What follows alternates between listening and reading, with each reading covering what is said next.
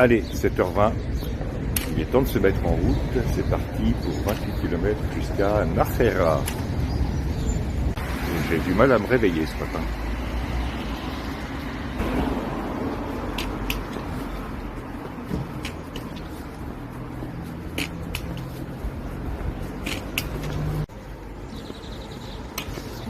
Et devant moi, j'aperçois un couple de Coréens. Les Coréens dont le nombre a nettement diminué parce que les autres, je l'ai appris par Radio Camino, sont partis en bus jusqu'à Burgos.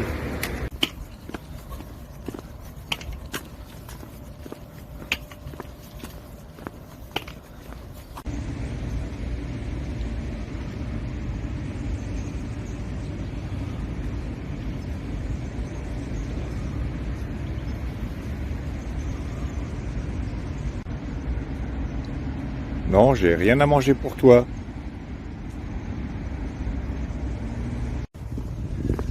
Et je traverse le parc San Miguel. Ce qui veut dire que je suis pas très loin de la sortie de Logroño.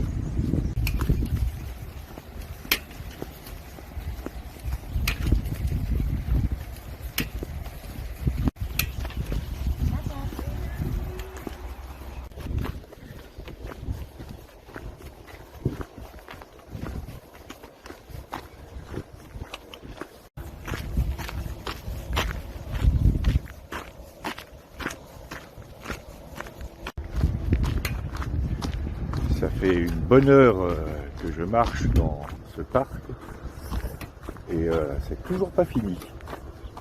Il est immense ce parc.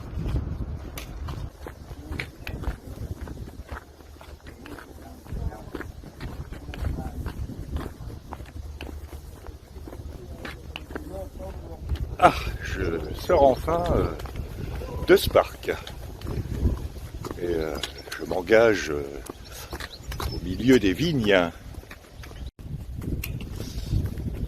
Et normalement, je devrais monter sur le plateau qui est là-bas en face.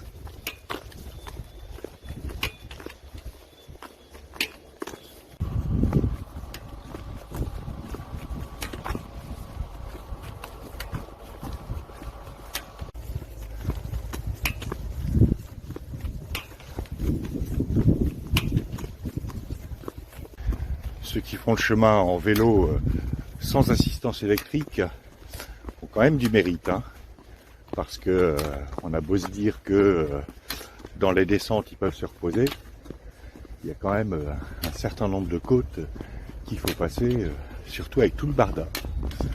Donc bravo les gars, et bravo aussi les filles pour celles qui font le chemin à vélo.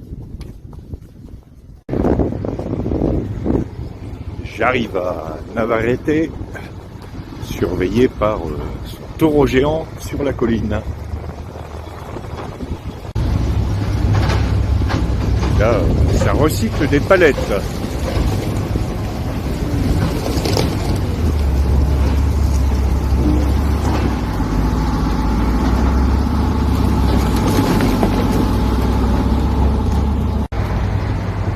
Je ne sais pas ce qu'ils en font après. Peut-être de la pâte à papier.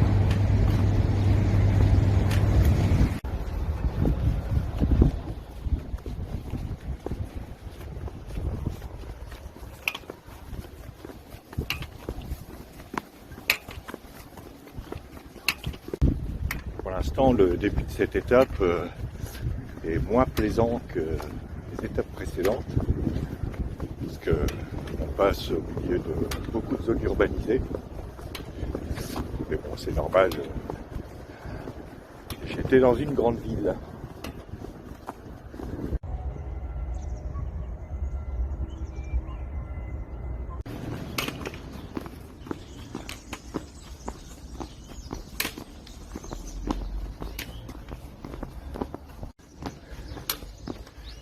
Je me ferai bien une pause deuxième petit déjeuner.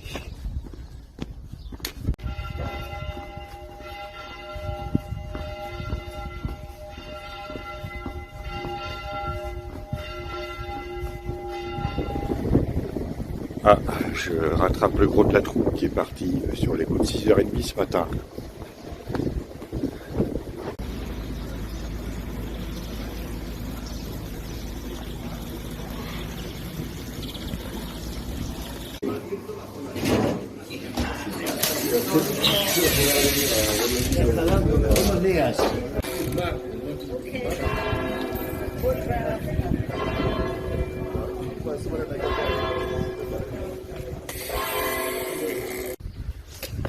Bien, après cette pause deuxième petit déjeuner, je sens que je suis en train de devenir un hobbit.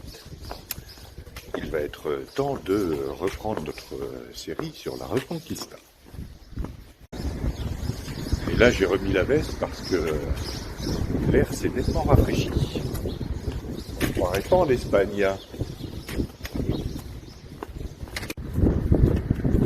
Puis je remets aussi mon bonnet de nuit parce qu'il y a du vent. Bien, nous en sommes donc au Xe siècle. La conquête rapide de la péninsule ibérique par les musulmans, en à peine 5 ans, à partir de 711, ne va laisser que quelques franges montagneuses au nord. Ces franges chrétiennes vont s'étendre, et au Xe siècle, on retrouve à l'ouest le royaume de Léon, qui s'étend jusqu'à la Galice et au nord du Portugal, et ensuite au niveau des Pyrénées, le royaume de Pampelune, et les marches défensives de l'Empire franc, qui iront jusqu'à la Catalogne. Ces marches défensives de l'Empire franc vont évoluer en différents royaumes pyrénéens indépendants. Pour autant, au Xe siècle, la situation de ces royaumes chrétiens du Nord reste précaire. Ils continuent de payer un tribut au califat de Cordoue qui est créé, je le rappelle, en 929.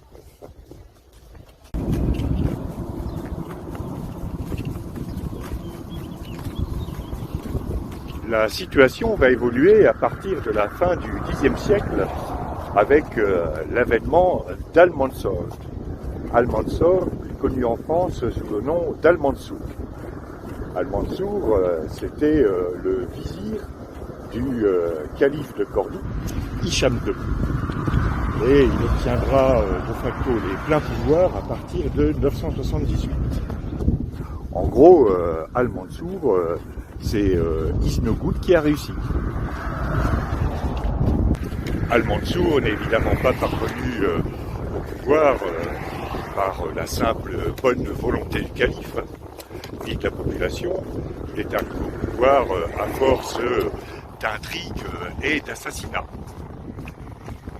Là, tu vois, Isnogoud, tu fais un peu petit joueur quand même, hein.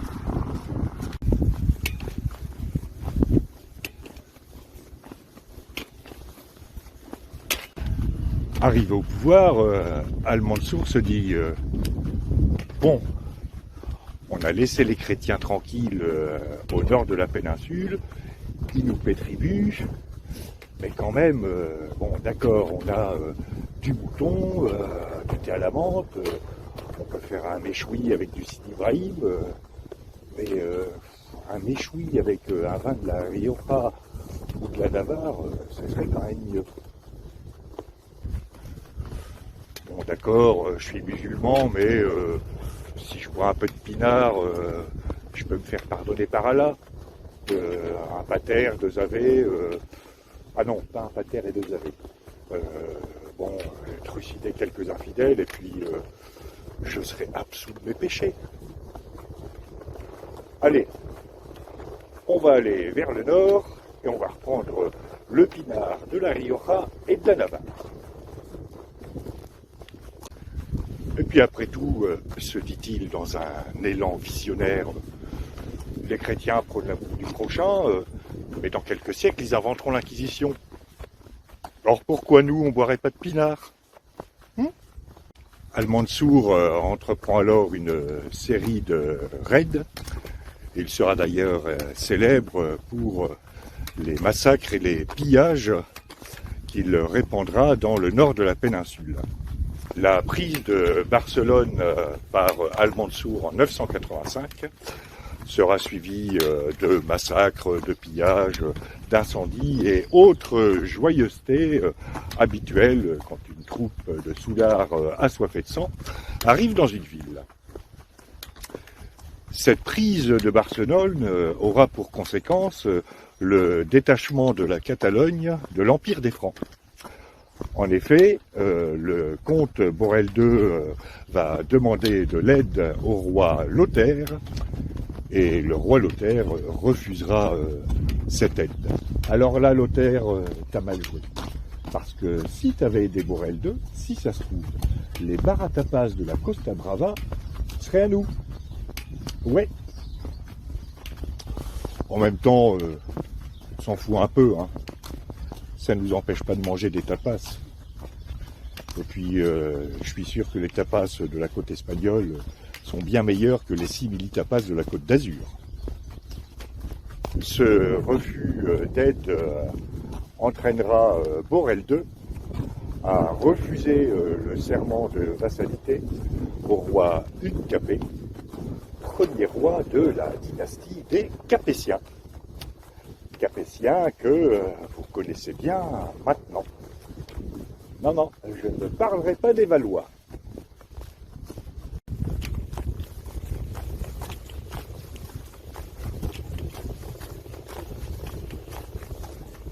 La suite après la minute.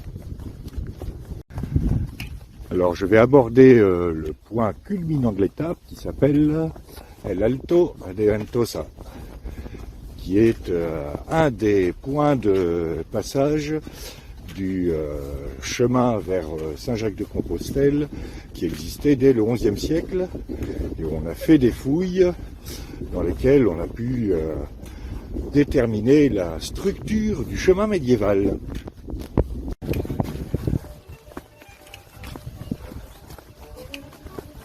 Voilà.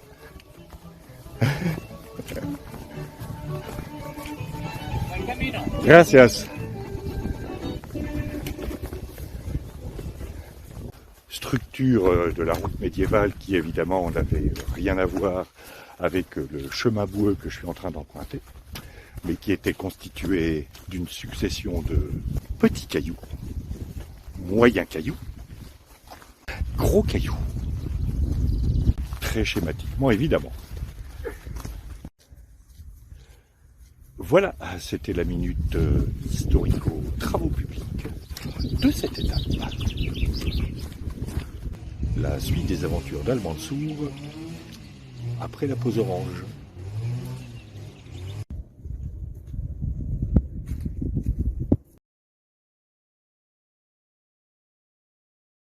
Bien, après cette pause orange, il est temps de repartir.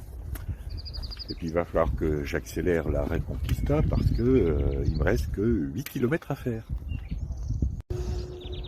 Parce que Nájera est là-bas en face.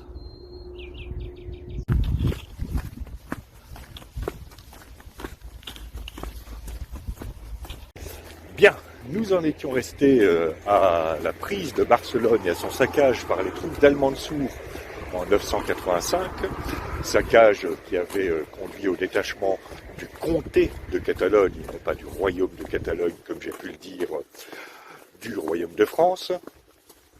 Et en 999, Al-Mansour va faire une erreur tragique, la boulette, la méga boulette. Il va saccager Saint-Jacques-de-Compostelle.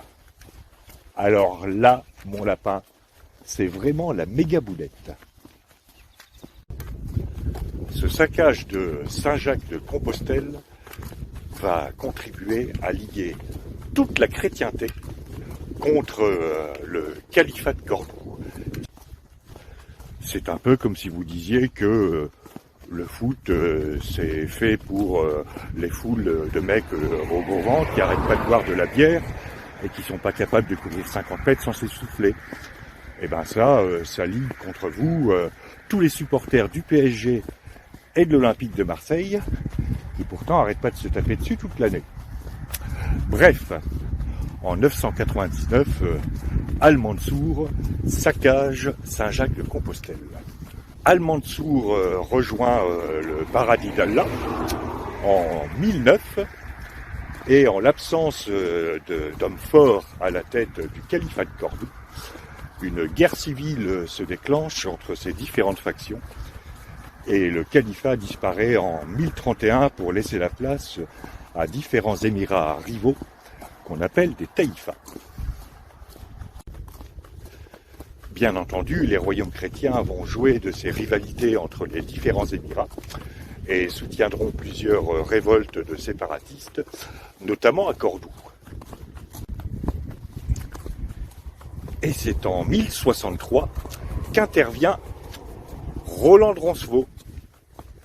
Ouais. Quoique cette version de l'histoire soit sujette à beaucoup de controverses dans la communauté des historiens. En 1063, le pape Alexandre II est en train de tranquillement buller dans son fauteuil quand une inspiration divine lui vient. Il faudrait trouver un héros qui soit de nature à entraîner les foules derrière lui. Et de préférence des foules de soudards assoiffés de sang qui veulent défoncer l'adversaire et faire des galettes de sarrasin. Qui peut être ce héros? Il va voir ses secrétaires et leur demande de creuser un peu cette idée. Et l'un des secrétaires dit il y aurait bien Roland de Roncevaux.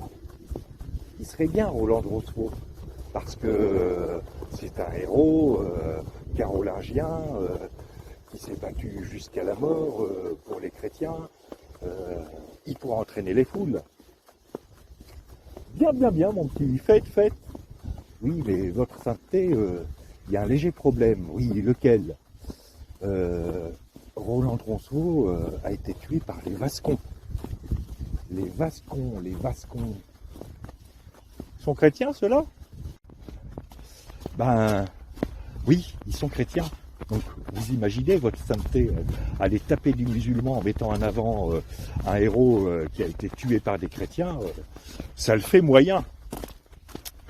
Bon. Eh ben, demandez à Hollywood. Quoi, Hollywood? Bah oui, Hollywood. Ils vont bien nous sortir un scénario. Hein? Je ne comprends pas votre sainteté, mon petit. Est-ce que vous avez déjà vu un scénario d'Hollywood en accord avec la réalité historique? C'est pas faux. Enfin, votre sainteté, il y a un petit problème. Oui, lequel encore? Hollywood n'existe pas. Ah, crotte alors. Il va falloir que je bulle alors. Eh oui, votre sainteté, il va falloir buller. Encore.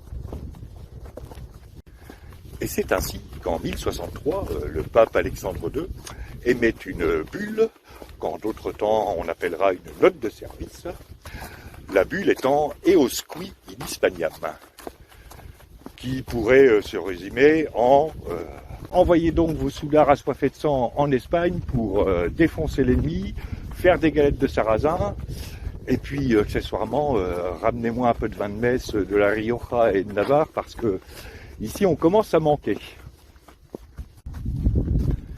Et c'est ainsi que nombre de chevaliers aquitains, normands et champenois notamment, vont s'allier à leurs alliés d'outre-montagne en Espagne.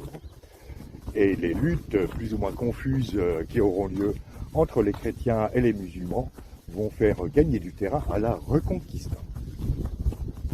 Lutte que nous verrons dans l'épisode suivant. Dans le même temps, les Vascons ayant attaqué Roland en 778 au col de Roncevaux se transformeront peu à peu en Sarrasins. Fort heureusement, Facebook n'existant pas encore au XIe siècle, on a évité la transformation des Vascons en Illuminati reptiliens qui veulent diffuser un vaccin contre la peste noire avec des nanoparticules et de la 5G. C'est toujours ça de prix. Chevalier aquitain, le pinard du Bordelais, chevalier normand, le cidre et le calvat, chevalier champenois, le champagne. On est bien dans le pinard. Il était temps.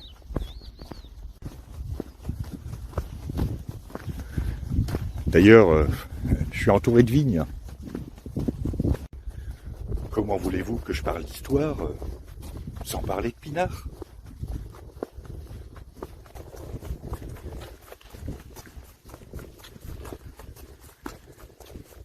Bon, j'ai pas fait beaucoup de minutes lors de cette étape, mais demain, promis, je commence par une minute sur le vignoble de la Rioja. Eh ouais.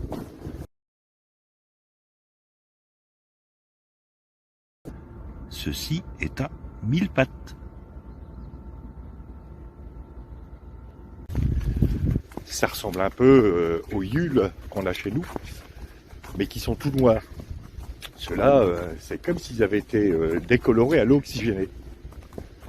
Un peu comme Florent Pagny quand il s'était décoloré les cheveux. Du coup, je vais proposer une nouvelle espèce dans la taxonomie des yules, le Yule Pagny. Ouais, le Yule Pagny. C'est pas mal ça. C'était la minute 1000 pattes de cette étape.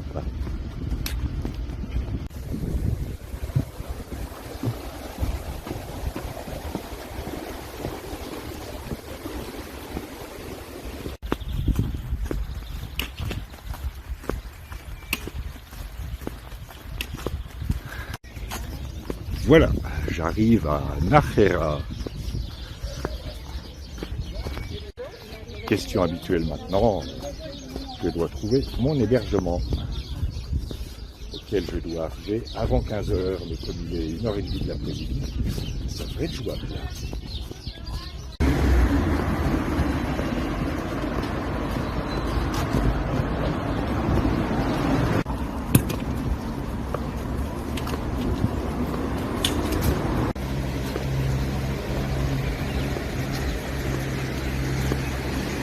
Ah, les falaises sont chouettes.